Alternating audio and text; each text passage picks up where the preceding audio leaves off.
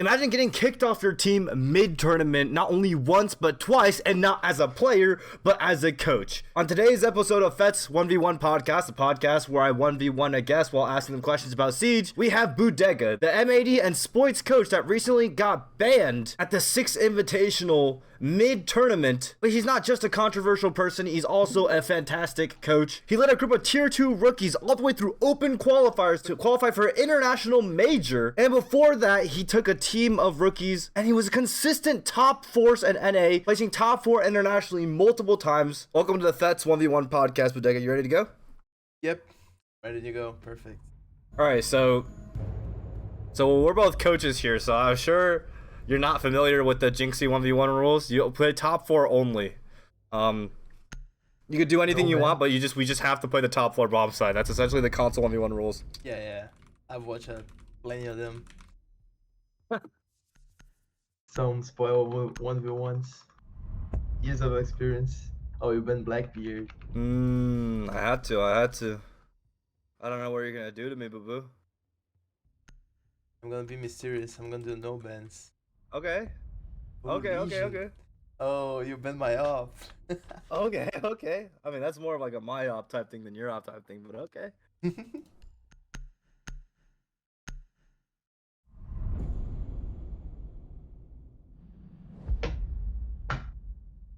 I'll wait till it gets into round. I want things open here. I wanna keep it open. Okay. Alright, so first things first, I'm sorry if this is a sensitive topic for you because I know it's very recent, but just because I feel like this is what everyone comes here to hear about, you can once again give your side of what happened at Invite 2024, right? So go ahead and freely talk about it. Well, during SI, I think we had a team that we had pretty good vibes going to the tournament, and we had pretty good scrims. During the group stage, I felt like it was very comfortable. The stage, like, tournament was pretty good. Everything was happening smoothly. But then during some games, like, there was some weird encounters. Of course, on the first game, I think against G2. The first thing, in the game against Joe. I think the referee was a Brazilian one. Yeah. And yeah, so on that one. Wait, I'm too focused on your gunfire right now. Yeah? Ooh! Yep. Oh, God, wait! Hey! Boo-boo! I thought you don't play this game! I thought you were a coach. Oh shit! Wait, I need to tighten up. Go ahead. All right, so on the game against Joe, I think it was Council, the map. We were doing a piano strat. It was a safe strat, and I just wanted to make sure Kino was gonna play double up on yellow, and I took that foul. Like, I just put my hand on him, on front of him, and I did it too. That was, and I did it in front of Fonta, and I said, okay, that's a flagrant foul, That was my only time that I did something wrong during that tournament. That was the only time. The next few times that they gave me a warning, and I immediately responded back saying that it was wrong. During those times, and the admins, they agreed to me. They understood that the situation was something that okay, this guy's not cheating, this guy's not breaking the rules, Like, on the second warning that I received, I was flipping up the papers. It was on game on Clubhouse against Unwanted, and I was just looking at our strats, our attack strats, and Packer was deciding the attack that we were gonna do, and he said we're doing the gym rush at the time, and I did not make him a signal at all, and the admin was looking at that. And then I put at the page and I put on gym rush, and then we did the gym rush, Like, I didn't even give him a signal. I was behind him, he couldn't even see, I just picked up his paper. That's all I did. And then they gave me a warning, be careful. you can't signal players. And I said, no, I didn't signal any players. If you see on the comms, you're gonna see that eventually I was just following what he was saying, I wasn't doing anything. And then the third time was the game against EZ, where I pulled up a timeout on 1-2, and if you like, I'm gonna make a video later on, and I have a couple clips from even like the first few games of my career. You're gonna see that I stand next to the player that I'm talking to every single time. I stand to the right next to the player, and I get close to him. That's just my personal way of coaching. And then I keep talking to him, and I just can't see when like the timeout ends. The timing. The only time I know when it ends is when the audio cuts. Yeah. That's it. So I just keep talking until the audio cuts. And then the admin said, like, went to me and said, yo, the timeout ended. And he gave me a bump. And then I immediately stopped talking. Immediately. And that's it. After that, we played the round. And then after we played the round, they stopped the game and gave them DZ the round, so that's basically it. After that, like, the rest is history. Yo, you got a little time, boy. Yo, you got you were a little bit focused on talking right there. No, it's hard, isn't it? It's hard to fucking talk in 1v1. Yeah, bro. Yeah. As much as I made a video about this before, and as much as like, the other instances I don't necessarily agree with you, I will say I do think the timeout time ending thing isn't on you whatsoever. Oh shit, my fucking auto feeder just came on. I hope they don't hear that. Maybe like the thing that they could argue is like I was close to Gunner. Yeah, but like on purpose, but like that's just like I was trying to see, okay, they maybe have a point, and then I was going old VODs, like my first LAN, I was doing that, my first LAN. That's just like my natural way of reacting to a timeout, like I'm always close to the player. I wanna have that, like, pull up. I don't know, like, it's just my way of talking, I get close to people. Yeah. But yeah. No, I feel like it's definitely on them. Like everything else, like I do agree with the admins, like the the warning, right? The warning, the flagrant foul. I do agree with them. But I will say, like, from a pure competitive ruling set, I will say, like, I do agree with you on the timeout thing. I feel like it's their job to mute your mic, right? So I kind of do agree with that. So like, it's kind of hard to tell, like, especially if they're not like properly counting down your ear, like when that's gonna end. Holy shit, bro. Holy shit. You're aggressive. You're aggressive, boo-boo. Like, you want my fucking throat. If I infected you like 2 seconds earlier, I thought you were still outside. I thought you were still outside. I would've died, bro. No, but yeah, no, I agree. Like I feel like the two things that I disagree with in this situation that the admins did, are that, one, the timeout definitely is like, it's on them to like mute your mic afterwards. Like, it doesn't really matter if you talk or not because there's sound canceling headsets and whatnot. But two, that what I was gonna say? Ooh, taking away the round after it finished. Yeah. I feel like that was like a bit weird. I feel like, especially, I mean, do you know if the enemy team like protested it? No, I don't think they did. I never got the news about it, but I don't think they did. Like, it was mainly admin at this decision. And their argument after the game that they said it was a third warning.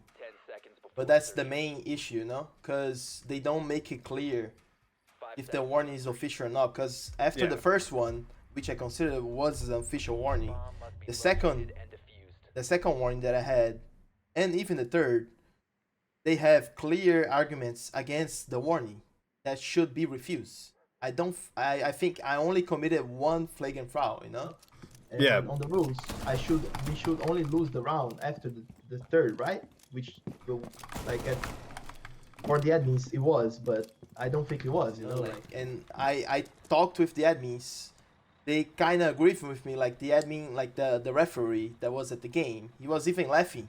Like the second warning that I had about the flipping papers thing, like he even laughed. Yeah, like I saw, like. And yeah, that's mainly it. Like I think it was just main confusion between them, a miscommunication. I don't know. But yeah. Yeah, and I also think that like, how do you see me? Free Fire, man.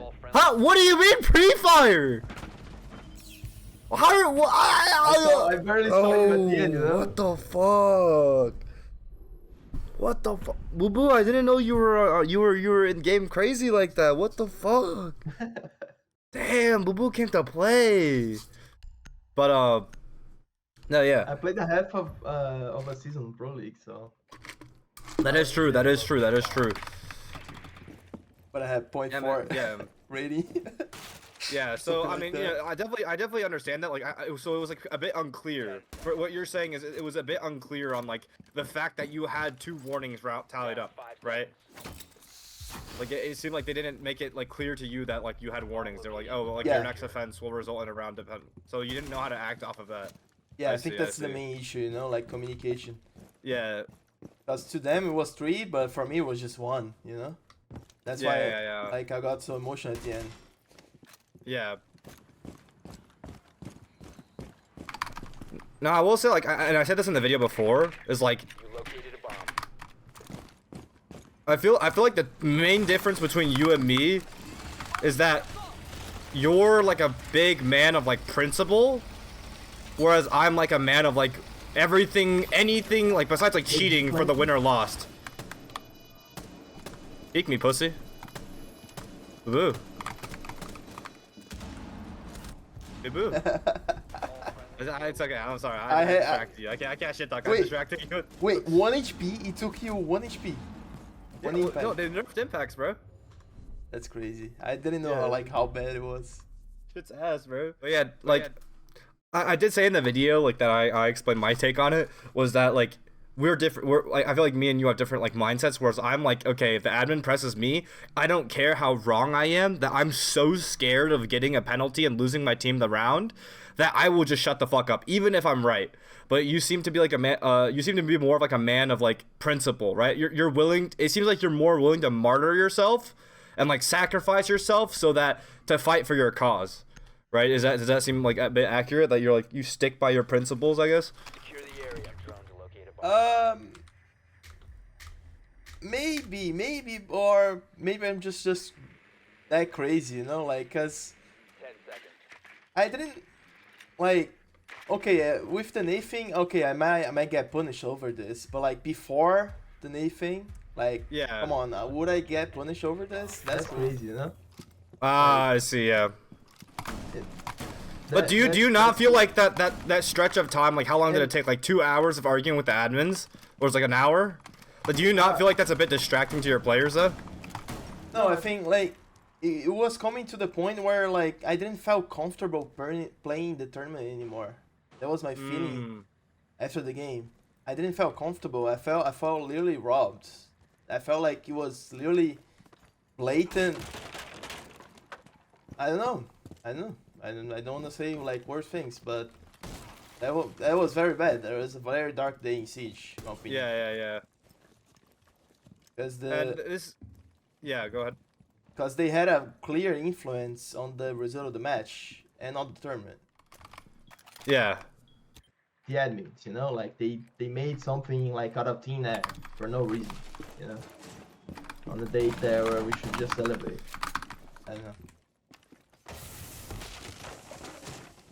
And speaking of like Dark Day of Siege or like unfair rulings, this isn't the first time you feel like this has happened to you, right? Like this has happened to you before, and I believe the last time it happened, I believe it was against Bleed, right? Bleed Esports. I forgot the event it was. Was that the last time it happened? There was a clip of you getting a little bit upset. Oh, it was last invite too in Brazil, right? 2023 invite or 2020? No, so 2024 invite. there's two parts of this theory. So on the first thing, like at Invite last year, we had a game on we had a game Yeah. against Bleed, and there was a situation. I don't remember exactly like the exact situation, but they were gonna give us the round, and I didn't. Yeah. But then, I see. Yeah. but I didn't I didn't want the round, so like we replayed the round, you know. Yeah, Because so Julio, just for the Julio came viewers- to me. Julio came to me. Yo, Boo Boo, don't do that. I think this decision is bullshit, and I agree with him. I thought the decision was bullshit, and we replayed the round, and on that round we were winning. We were gonna win the round, and then like somehow Yogg's phone like mic stopped working, and we won. Like we lost like a clutch, you know, like a 1v2 because Yogg's mic stopped working. That's like Yeah. it was really crazy. And, Yeah. after the game, I remember that like I was mad at like some of the players at Bleed because they were trash talking us at the game about the remake, that they didn't want them to remake the round, but I gave the remake, you know. It was kind of weird. Yeah.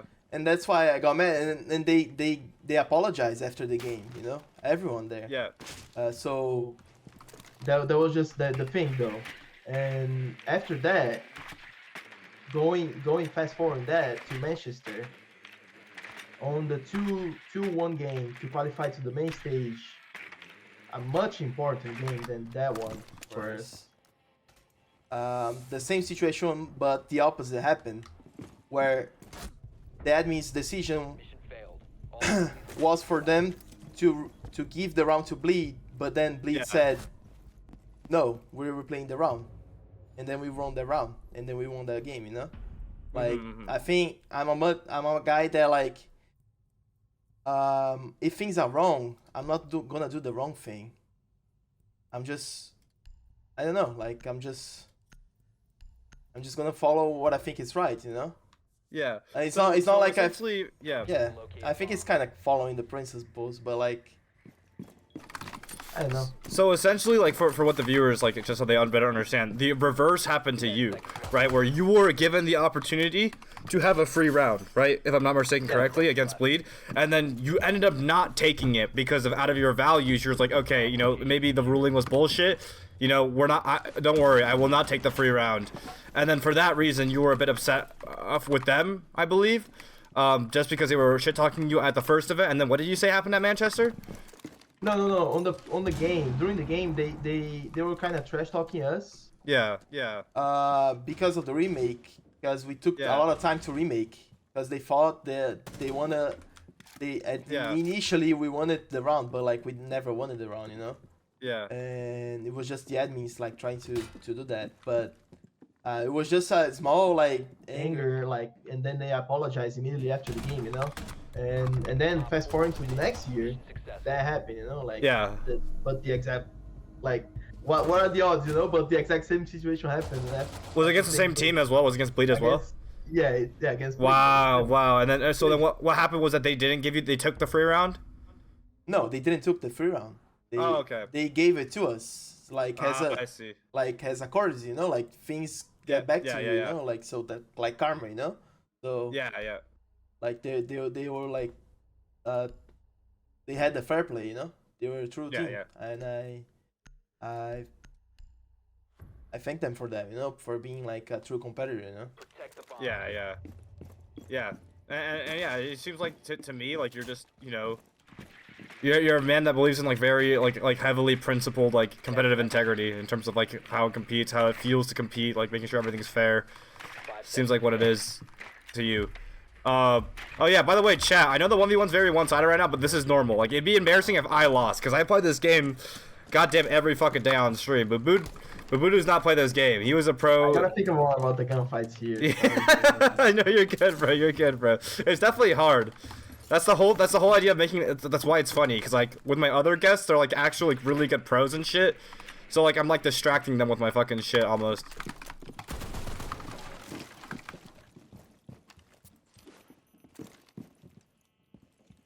Woo.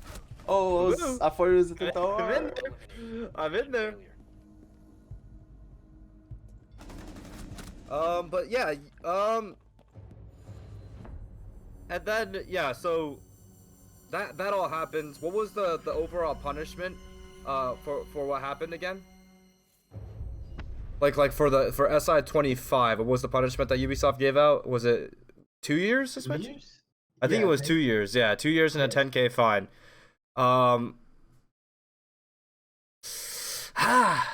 Yeah. I don't know. I don't know how I feel about that. And we should let me switch to 1v1 format real quick first. But yeah, I don't know how I feel. I think I sort of like agree with the idea that it was a bit too extensive, but also like speaking of history, you do also have another ban on record, right? This was back against, I believe it was you on Exet versus Team Liquid. Am I mistaken? I don't know if Yeah. it was this Charlotte major or no, this was not Charlotte because you went to Berlin, right? Yeah, it was Charlotte. It was Charlotte? Oh shit, okay. Yeah. So like the thing about like my band and like competitive bands is that like I'm not like it's not that I'm not allowed to compete. It's just that I'm not allowed to be a coach. I can be a strategic coach. Like I was with Fett. Okay. After- So you're not allowed to be behind the players. Yeah. So like I that's see. why I was with you like during asylum day. I was banned. you know? Yeah. Yeah, Yeah, so- I remember, yeah. I can be at the tournaments. I can still be present around in competitive, but just can't just coach. Oh, we're doing first floor only, by the way. Unless you want different rules. Yeah, that's fine. Okay. Go ahead. But yeah, during Charlotte, I got banned because I wait. Fuck! uh, How are you not phased by the Hashone peek, bro? You're not even shooting at me. Yep. So on a game against Liquid, I did a homophobic slur. Yeah. But yeah, and then during that time I got banned for a year. Wait, so I was a bit confused about that because I remember a lot of Brazilian people saying that like that word, yes, when translated it's bad, but it's like it's very commonly used in Brazil, I heard. Yeah. So like Brazil, there's a lot of regions in Yeah. Brazil.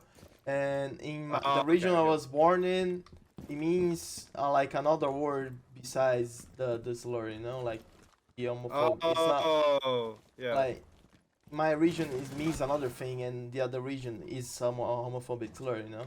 That's I see, yeah. and that's like the main thing. But yeah, on that one, I kind of understood, I guess, like the motivation behind it. I kind of at the time I took it, the ban.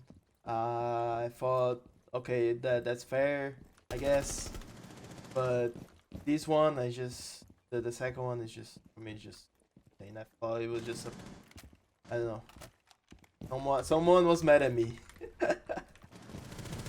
Yeah, Ubisoft, that's why I play pussy, bro, because I don't want to ever get on the bad side of Ubisoft or anything, so I just lay low, bro. I lay low. If they get mad at me, they get mad at me. Fuck it. But, No, but so, yeah. yeah, like I have a lot of good friends at Ubisoft. Like Mhm. most of the Blast staff, like whenever I go to like lands, I'm always very good treated. Like I don't know, like even with Trey and even like the main bosses at Blast, like I don't know, like I always had like a good relationship with them. I just don't understand like what happens in these tournaments, you know, sometimes. Bro, where are you, bro? I actually have not been able to find you at all. I was actually upstairs mindlessly yeah. for no reason. Walking. I don't know. I just get distracted talking. Okay, I'm in kitchen now. What? God, but yeah. So how long was the first year? How long was the first year? And also, okay, for this, how long was the first year ban? And then two, for this ban, are you still allowed to be an assistant coach, or is it just like any teams cannot pick you up no matter what, or you can't go to events at all? Like, what's the deal here? I never asked, but I think it's just like my first ban, right? Like, it should be, right? Like the same rules. But yeah, I already received a couple offers to return, but I just don't feel it right now. I just want to focus more. On a streaming career pretty soon. I'm gonna start like my YouTube channel, and possibly like in the future I could continue. I wanna play SI, the SI 28. I wanna play that. I'm gonna be there for sure. But right now, I feel Play you like mean coach, right? Because I feel like it's a little. yeah, I'm gonna little coach. yeah, I'm gonna yeah. be there no matter what. Like SI 28, I'm gonna be there. Like if there is a size up and still there, I'm gonna be there. And with a good team, I can promise you that. But Damn. Okay. Kidding. I'm kidding. I'm kidding. I'm instigating. I'm instigating. Oh. Yep. All right, bro. All right, bro. But right now, I want to focus. on this streaming side of me, like on my social Yeah. media, and just build that, you know, just get to see that, like, and how it will grow. But at the meantime, I'm always consuming Siege. I'm always being a major fan of the game. Don't get me wrong. I still help some teams.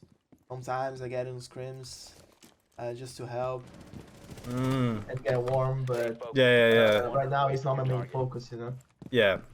And for those of you who are interested in checking his stuff out, I mean, he is, and let's talk about this now. Let's flip it to more positive, because I know that's kind of like a negative segment right there. But God fucking damn it, bro. But fucking, let's talk about the more positive. You are a very, very knowledgeable coach. I mean, you're one of the best coaches in the world. And the reason for that is you've got things to show for it, right? You took Challenger League for life, by the way, which was Uzi's first pro experience. For those of you who remember Uzi's first time playing in Pro League, it's because Budega led a team of Tier 2 non-pros, not paid, no job, no org, no money, through open qualifiers. They beat 3 pro teams through open qualifiers, including the defending Manchester Major champions, my old team, after they lost me. I just want to throw that in here to make sure no one knows.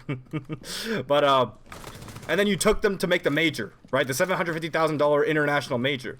And that's not the first time you took a bunch of tier 2 players and made them international stars, right? Like, you also coached Exet, which was basically a CL team at the time. You took a whole CL team, and then you placed top 4 internationally twice in a row right after that, right? Yep, that's me. Yes, sir.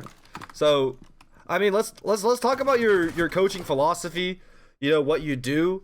And then let's break down CL4L after. But like, what sets you apart from other coaches? I remember like when I was a little boy, and I actually Budega helped me a lot in my early coaching career. I used to DM him a lot of questions. I still have those screenshots today of me DMing you and you giving me help about like how to view the game. It was really, really nice.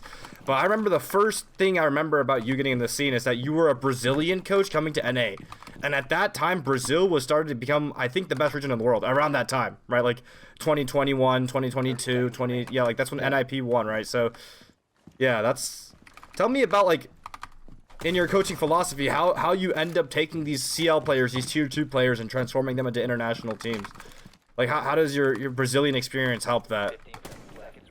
Well, my first experience as a coach was Team 1, and I basically did that already, you know, like, we were like a bunch of boys, friends that we got together, and honestly, at the beginning of my career, I was a check stealer, like, what you could say, like, in modern times. Same. Like, me too, bro, me too. I was just friends with my teammates. I was really good friends. Like, we were like just console randoms, and I, like, back then, like, we used to play like the amateur tournaments. We used to win it all. And then we used to watch like Pro League together, and then like I had an idea, what if we go to PC? These guys are dog shit. And then like the rest is history, you know? But during that time, like I learned a lot. Like I lived the dream with them. We got top 3 at SI with an IBR. Around that time, these boys, they discovered a lot of shit about the meta. And we kind of like revolutionized like the meta there, like in Brazil in 2020 before SI21, the NIP won. We were first place the whole year, that year in Brazil, and like we was mainly like for us like doing our play style of like pressing the other teams on defense, and then on attack doing things fast as fuck, and then like just getting away from gadgets and following the gap. I see. At the time, like, that was pretty new. Do you want to do top floor or first floor? Either or works for me. First floor is fine. Okay, let's go first floor. Wait, I mean like. I thought Yeah, there no, was, like, that's super four. sick because at the time, like, it was the default at the time to be like, waste time on the roam, right? Play 5v5 execute on both sides essentially. Like, most of the teams were like, everyone stay alive, right? Because the last year it was SSG 2020, last 10-second execute meta, right? Where you just have 5v5 up at execute, 10 seconds left, execute the bomb. So you guys actually were like, okay, let's play for opening picks, or let's play for 3v3s instead of 5v5, so the attackers don't have all their bodies for execute, right? Yep. Yeah, that's super sick. Yeah, man. Yeah, that's super sick. And the main thing, like another thing for us that like was an advantage, was like we did prep for the games. Like back then, people used to run defaults, and that's it. Okay. Like they just trusted that default and that it was gonna work, even if there was like 5 Jaegers, 3 Omais, and 5 reinforcements on that like the place that they were gonna take. And we're doing like crazy counters against these teams, and they're doing the same fucking takes, and they were just blessing them, you know. And back then, people didn't know like it was a counter strat, and we were just winning like easy games. Like we had like 7-0s against Team Liquid, like multiple times.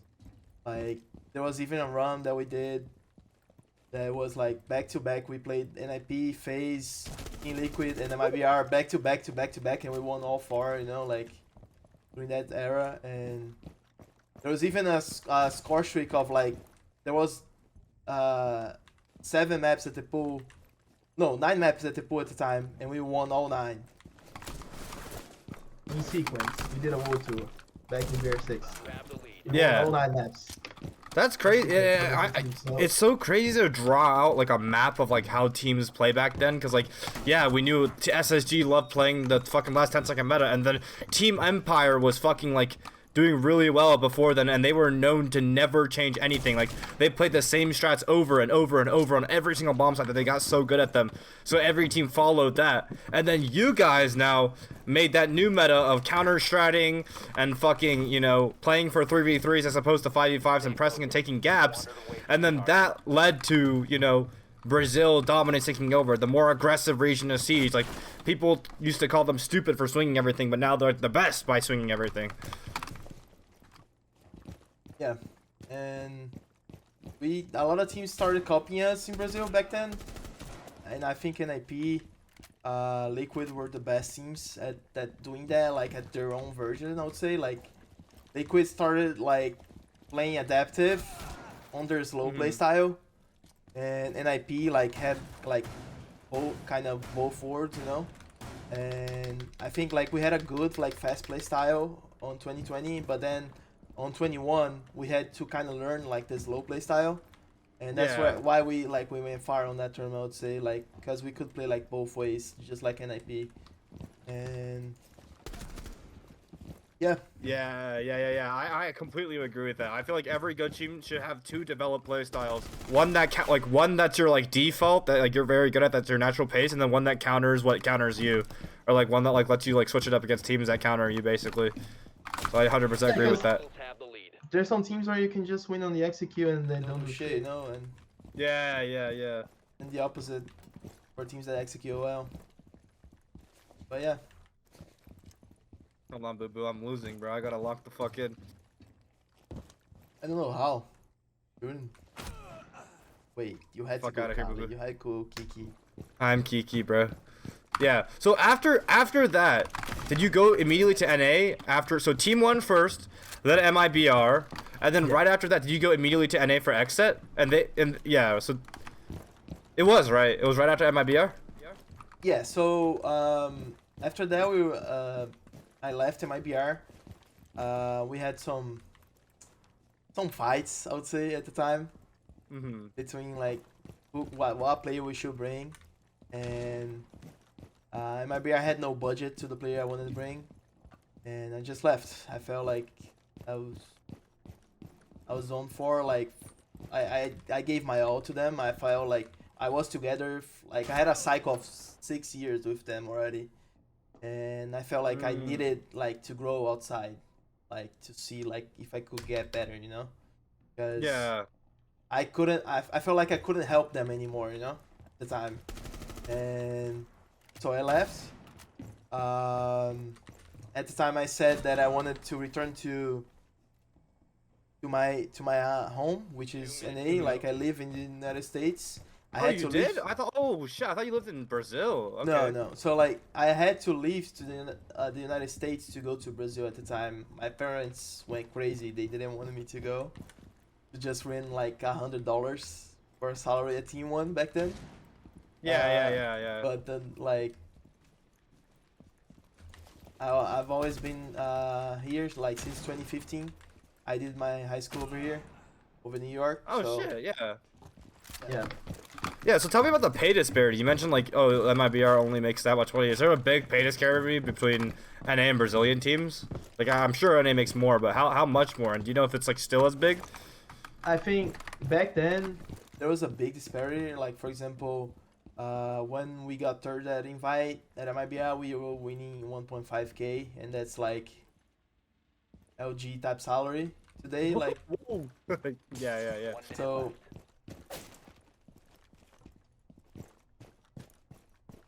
But yeah. Yeah, and then what makes you so you got trusted with the keys, right? Like, who was it? Marco brought you on Exet. Someone brought you on Exet, and you got trusted with the keys to the car to build that roster for NA, right? The roster that would end up going top 4 internationally twice in a row. That's the thing, though. Like, it wasn't Marco that like introduced me to Exet. It was actually Gomez. He wanted. Yeah. So he wanted a Brazilian coach, and Yeah. Gomez, like, no, he actually said like, okay, I'm getting picked up by Exet, and Marco wants a coach, and of course, like, I want a Brazilian coach because I think they're the best. Like, that's what he said to me, and Yeah. Gomez and Diaz, like, I've played with them on consoles. Like, they like. Remember when I said like we all came from consoles? Like, they used to play with us, you know, like they were part of our teams. Even Dia was part of our team like back then, like, so he already knew me like from way back, and it was just natural, you know. Like, I to be honest, I didn't even pick anyone at the team. like Oh really? Yeah. So it was their choice to build the roster, because I actually was under the wrong idea that you built that roster. no, I built that roster, but like Since I didn't know any players from NA, I was mainly trusting Gomez from like his picks, you know, like who he thought was good. I knew Dia. I wanted the only players I wanted at the team at the time was Gomez and Diaz. The rest, like, I didn't even care. Like, I just trusted like Gomez's judgment on who was good, like who had the skill for it, you know. Because I had that trust about them. I knew they were good, you know. I knew they were good players. Yeah. And so the roster gets formed. It's a core of a Challenger League team that mainly consisted, surprisingly, of Brazilian players, right? Kino, Diaz, Gomez, Spirits, and Yaga, right? Yeah. And you guys went on to place top 4 at the Charlotte Major and top 4 at the Berlin Major right after that, right? yeah, it was top 8 at Charlotte and top 4. Oh, I see. Did y'all make Sweden after? Well, it was Sweden after that, right? Yeah, on Sweden we didn't go. Okay. We went to SI, and then it got top 8 at SI. Oh, shit. Okay. Yeah. All right. Well, this is my domain, Budega. This is my favorite game mode, so I hope you're ready for this. Your objective is to maximize. We're doing the middle It's floor, the hard. coin farm floor. Beautiful.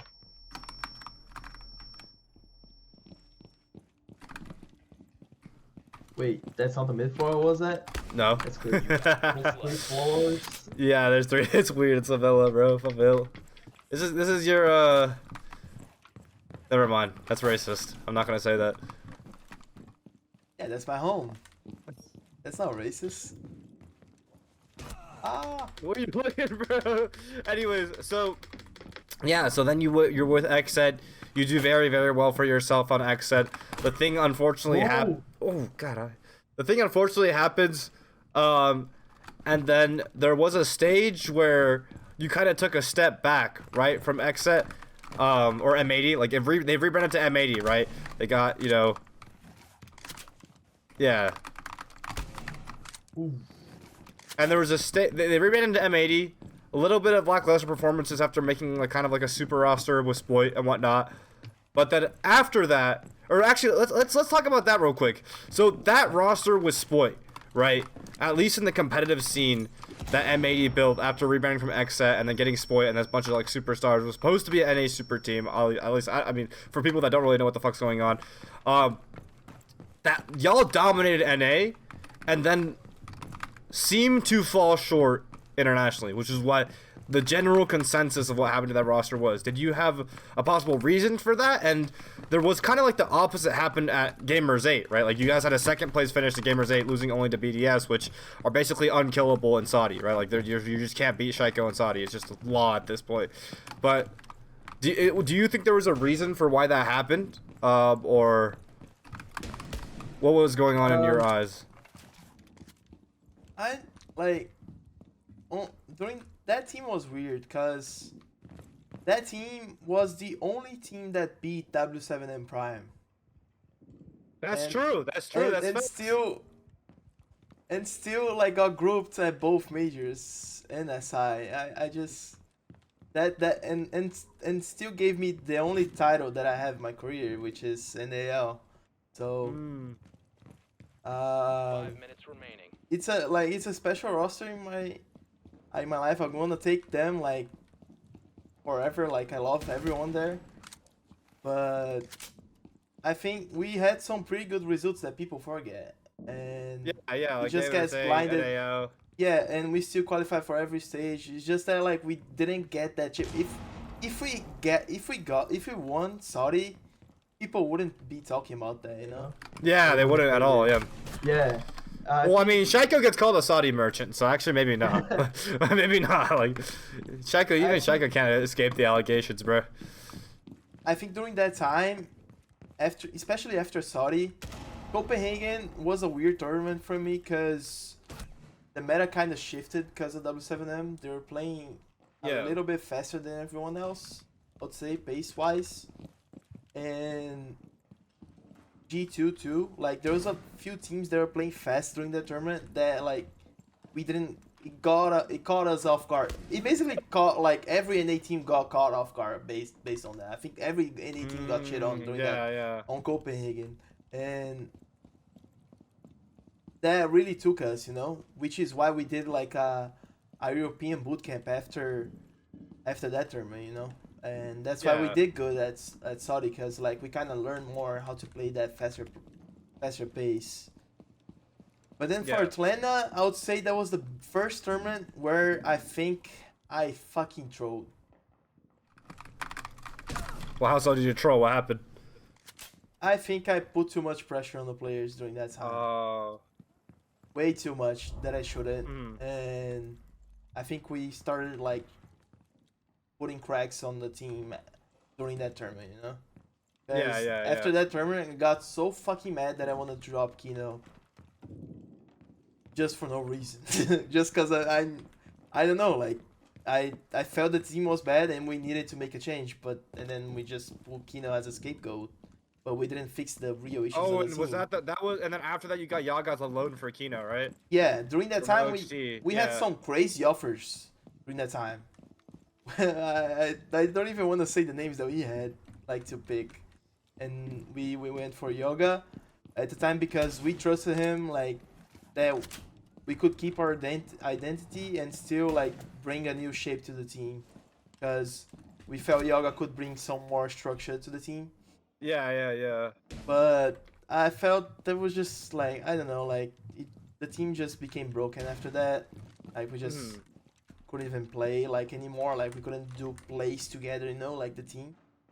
Like I passed the strat and then like it takes 6 times. 2 minutes. To repeat the strat for them to understand, like, I don't know, like the team was just shattered. Like it took a lot of time for them to like evolve, and I felt like the play style also, like the team could not play fast, could not play slow, like, and I also like didn't fully understood how to play fast.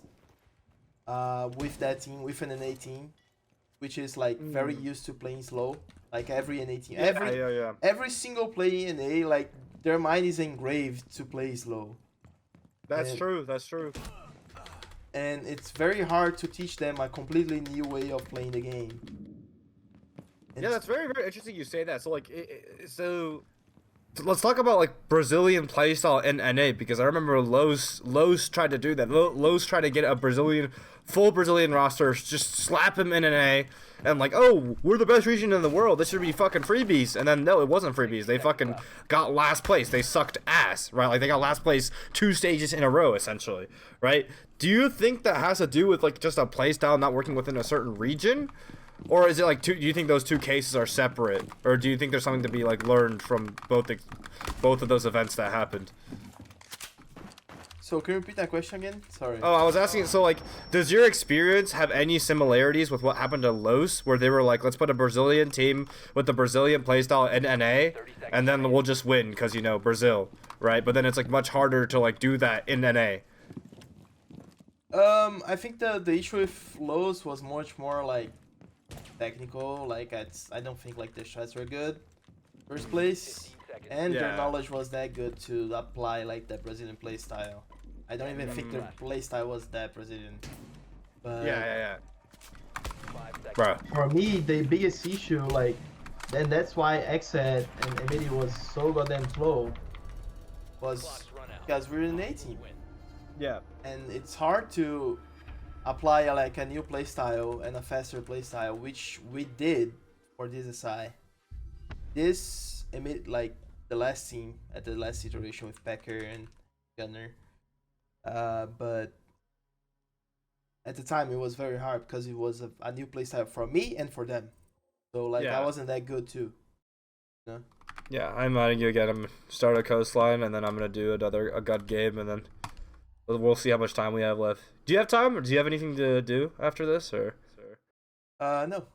And that's the thing. Like, you might get me like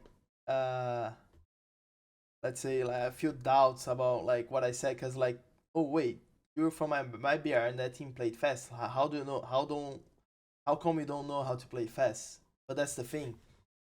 The way Furia was playing fast was so meticulous and so hard to understand and so different from mine that I had to completely like, you know, like I had to do a revamp of what I understood about Siege. Yeah, because I feel like the way they like think about the game, they think about every second of the game, every time. Mm-hmm. They are very meticulous. Don't get them wrong. You can go any side, by the way, you want. We're just playing coastline. Yeah, don't get them wrong. Like they are not like a mindless team. The aggressive mini plays they do, all the strats they do, it's all pre-planned. They have pretty good adapting too, like on the calls, you know, like. By Fury, you mean like previous W7M 3-time world champion, right? Like 3-time world champion all year. Yeah.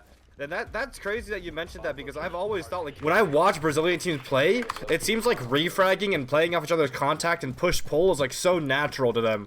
Whereas I feel like in NA it has to be taught, you know? I feel like that's the difference that I learned, is that like I would watch them run into Fenrir's and Beepers on purpose, and then someone else would entry off of their teammate running into a Fenrir, basically. Yeah, like the ways they do, like, okay, if we take this space at 235, the 2 Baron is not gonna have enough time to trick the hatch, and then at the execute we're gonna have more than 45 seconds to win the round, you know? Like, they were thinking ahead of this, you know? Like, because they're taking fast, they're getting themselves into better situations. Yeah. And they just kept doing things faster, like, and on some maps it's very hard to do that, and they're doing some new movements, some new OPKs that like were completely new for the time. And but yeah, that's the main thing about my biggest like yeah hurdle that I had to face. But still, like, even with all that in mind, you ended up taking down that team. You were one of the only teams in the playoffs. You were the only team that beat them in a playoff stage of an S tier tournament the team that won 3 in a row, right? Like, 2 majors and SI all in one Siege Esports year, never done before, back to back to back. In the Gamers 8 Saudi tournament, you were the only team to beat them in a playoff stage that year during their prime. Tell me about that. Was that a lot of counter stratting? Like, what's going on? Because I know you're a really heavy counter stratter, right? What went into that? So for that game, we actually didn't do a lot of prep.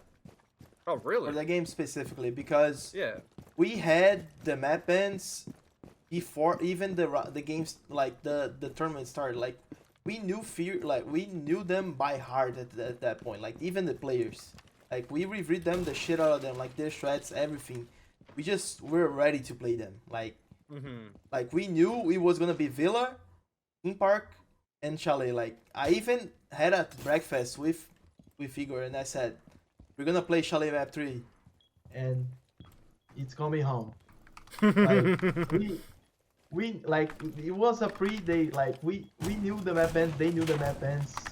Yeah. It was just like our comfort zone, you know, like because these 3 maps were our 3 best maps at the time. Like if any team plays at the time, like they know, like Villa, Theme Park, and Chalet was our best 3 maps, and like we're just too comfortable, you know.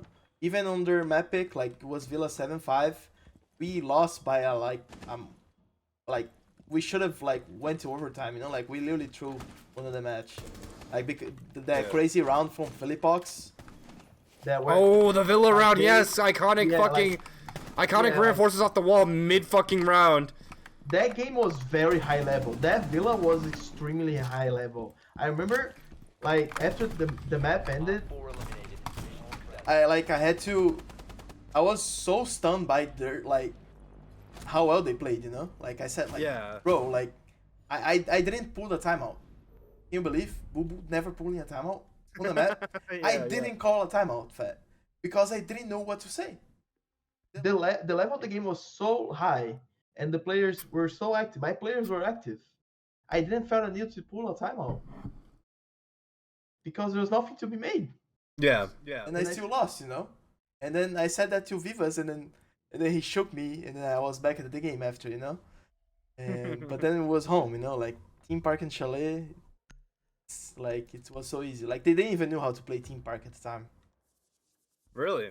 Yeah, like That's they were crazy. very bad. Like it was one That's of so their funny. perma bans, so they left And it then the open. rich get richer, and you ban Theme Park and Villa right after that because you have meetings with yourself. You fucking scumbag. Yeah. I'm kidding. And that's another reason why we kind of fall off after Saudi, because they dropped our 2 best maps, Villa and Theme Park. So, Dude, I love Villa. I hated Theme Park, but I love Villa, bro. but But yeah, yeah, that's crazy. So let's fast forward a bit now to Uzi playing in a major, you being the reason that happened. Tell the whole story. How did you end up coaching CL4L, right? What happened before that? Like, why weren't you on M80 anymore? Like, were you taking a break? What was going on? And then, like, what happened with Tristan, and fucking how did you have to substitute him for fucking Uzi? Like, what the fuck happened? yeah. So coming to stage 2, I felt like it was time for me to move on, Sorry. and the team felt kind of that too. Yeah. Like we all felt like, okay, I think I need a break, and I did the opposite of that. I went full on grind. Yeah, that's kind of weird. Wait, did you even try to take a break? Or, like, did you try to take a break and then you realized that, like, oh shit, I love this shit, I can't stop? Yeah, I don't know. Like I just felt like it was a time for me to just grind. I just Yeah. felt the grind for it, and I took a bet with Becker, and at the same time I even took a bet with Secret. I did 2 jobs at the same time during that scene. Yeah. Not a lot of Holy people shit. know, but Holy shit. I did scrims with Secret in the morning, and then at night I went with Becker scene. Holy fucking shit, you're I a did- grinder, bro. You love this game. God damn. And I played 2 seasons at the same time too, because we were playing Year League and then we were playing LCQ too. But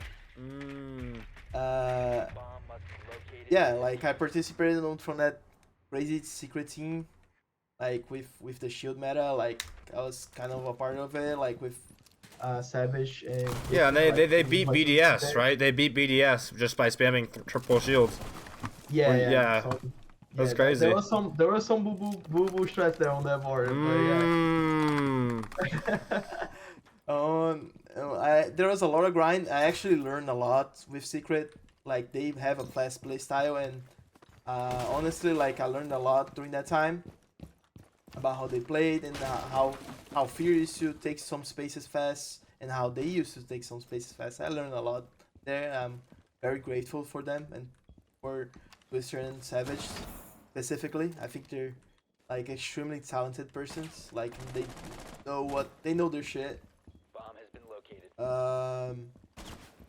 And then at the same time, I had Packer's team, which on the first scrim we were playing against Onyx. We beat them 2 maps. Ah. At the end of the scrim, I said, I have nothing here to do. We're qualified to the major. I mean, like, Did I heal you? We have been eliminated. it's easy. All you have to do is just Yeah. gotta go there and play.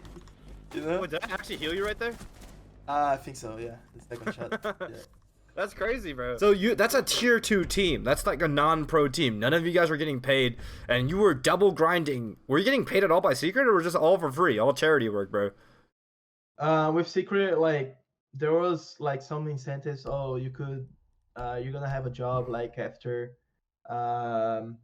Montreal, like Yeah, with yeah. salary, but then like I Took the MIDI job, you know. So I see. there were some opportunities, and there was some gate opens. I Yeah. would say like I could return to Secret like in the future, but I just don't want. A real nuisance when it Sorry. Secure the bomb. Yeah. I just don't wanna be present around the team right now. But yeah. Yeah, that's crazy. So, We've- so With that team. yeah. Oh, sorry. Go ahead. No, go ahead. Go ahead. 5 seconds. to With count. CL. I think it was just like a very, Locate and defuse a bomb. it was a rookie team, but that team was very experienced, I would say. Mhm. Like, because on stage 1, They were kind of playing together like most of the roster, and they almost got it. They lost to quarters against SSG on a tight game, Friendly's victorious. and Hostiles eliminated.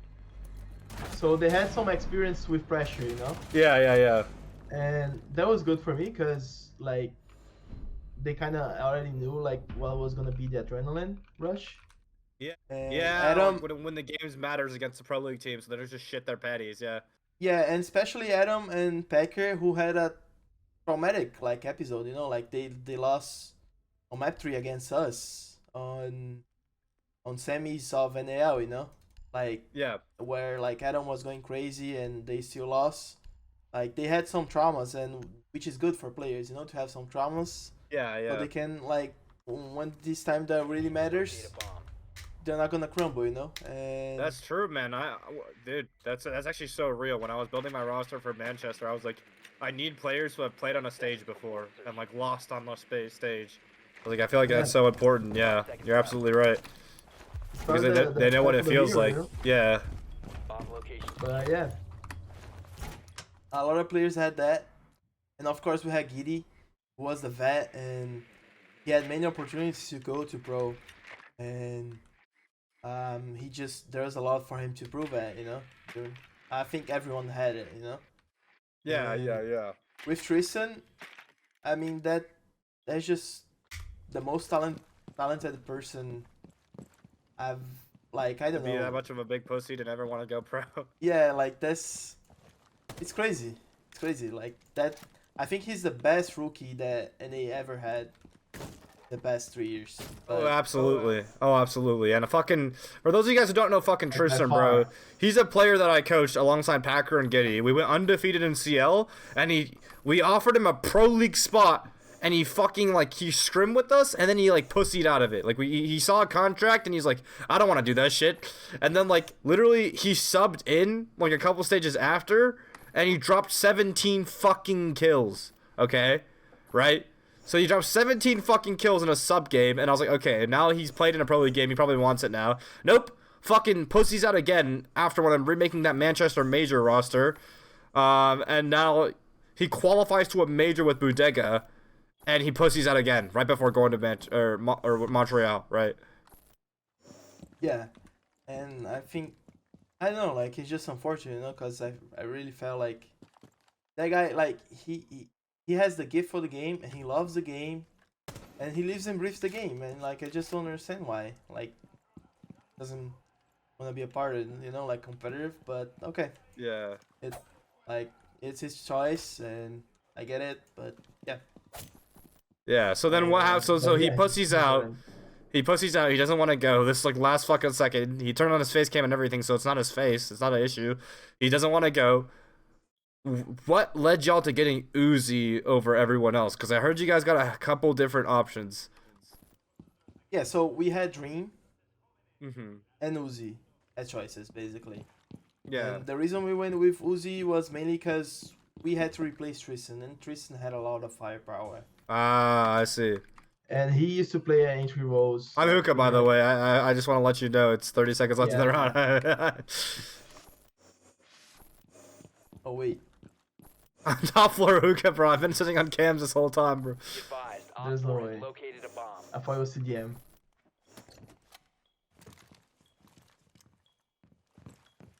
15 seconds. Oh, shit! I can't see you. Really? Yeah, so what? So yeah, you wanted firepower to replace Tristan, so you got Uzi. How was that experience? How many scrims did y'all fucking manage to get in before playing that event, bro?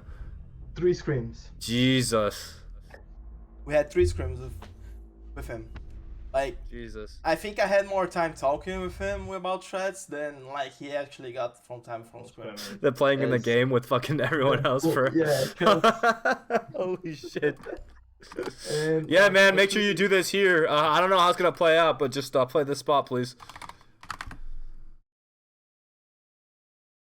Wait, what happened? I invited you. No, I was being funny. I was like, yeah, man, like you're just telling him how to play the strats, but he's actually never played the strats himself. He's just, yep, you gotta Yeah. play that spot. And actually, he like that guy surprised me. Mm. Like, Yeah. I actually wanted to keep working with him because I felt like he had some, you know when you feel like the player has good common sense about Yeah. decisions. He has that thing, you know. I don't think he committed a lot of mistakes, you know. The Yeah. only mistakes he had was because he didn't know, you know, like about some specific stuff.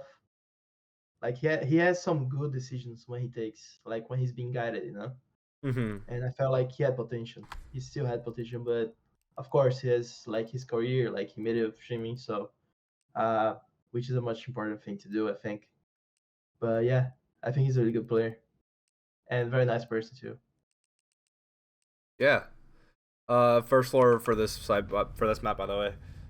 Yeah, that's fucking crazy, dude. Uzi, yeah, he's super talented. I think I remember like when I first coached him on aerial ACAD, I called him out for being one-dimensional. He got pissed at me so much that it like made him want to get better, and then he developed a lot after that, bro. And Yeah. speaking of that, bro, you've now coached a good amount of my players. So you have on CL4L Packer, Giddy, Tristan, and Uzi, and now you picked up Gunner and Diffuser right when M80 bought Beast Coast off of my Manchester major roster. I just wanted to ask, like, do you notice anything with those players that are cool? I want to stroke my own ego, or is like not really a trend that you see?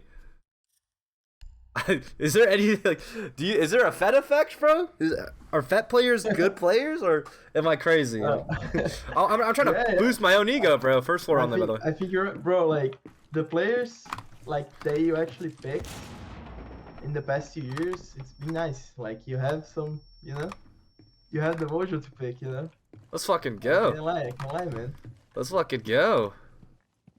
Yeah. Because I think one thing I like to brag about is that, like, before I made pro, all 5 of my tier 3 team before I went pro and my tier 2 team went to Pro League. And I like to brag about it because I feel like I emphasize comms so much. that like they looked good in tryouts. You know what I mean? Like I think the number one thing when a pro team tries you out, they pretty much know that you can kind of shoot already, right? Like there's no way you're gonna try someone out if you think they're fucking ass, right? I feel like most pro teams look for fucking comms or like how like decision making and comms in tryouts. No, am I wrong for saying that? Do you agree with that or disagree with that? Yeah, you're right. So I feel like You're just by right. making a count, that's why I've been telling like Stompin and the M80X guys right now, like I don't really coach them actively. Are you first floor with me? Oh, you Yeah. are. But I tell those guys so much, like just fucking focus so much on developing your comms. Like I don't care how nasty you are, it doesn't fucking matter. At the end of the day, like a pro team, if you're quiet in a pro scrim, you're immediately X'd off the list. Like they're not gonna fucking think about picking you up. But yeah. But yeah, like I think I would say like Combs, but like at the same time, like like okay, your tone of voice and okay, the guy's east, like the guy's there, like I don't know, like a lot of players are too focused on like being calm and not committing a mistake, you know, like Yeah. instead of just saying info, you could say an idea. Okay, let's push this with me. They're gonna do this, telegraph, you know, like I don't see a lot of players doing that, you know, especially like in the lower tier. Like you could see that on the top tier, but I don't see a lot of players trying to telegraph and like trying to see like what's the next move, you know. Yeah. No, And 100%. I think that's a great thing that you did. Like you got players that were very good at that, extremely good at that. Yeah. You No. had Matt, you had Sean, you had Zach, who were extremely good players at like adapting and like knowing what the opponent's doing. Yeah.